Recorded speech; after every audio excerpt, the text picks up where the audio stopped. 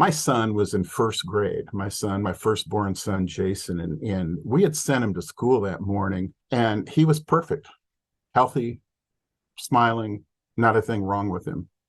By 11:30 that morning, he had a baseball-sized lump sticking out of his neck. Brenda panicked. She went and picked him up to school, rushed him to the hospital. What did I do? I sat straight down on the kitchen floor and burst into tears.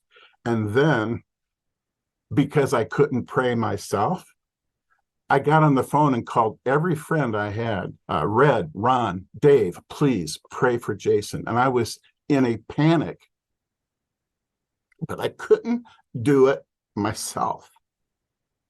It was one of the most horrible times of my life, because I realized in that moment that I had stripped myself of my manhood by the decisions I was making in the secret places of my life. What do I mean by stripping myself of manhood?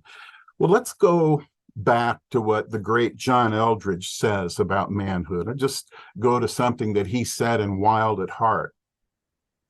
And he said at the central core of men is the desire for three things: a big battle to fight, a great adventure to live, especially with a spouse if you can, and to defend the beauty in your life, especially your wife, but also your kids. And he said, if you ignore those three things in your life, it's going to really cost you over time, and you won't be fulfilled as a man.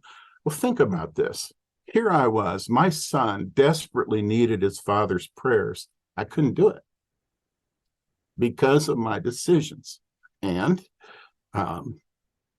one of the three basic core elements of a man's heart is to defend the beauty in his life, his children, his wife. And I couldn't do it. I'd stripped myself of it.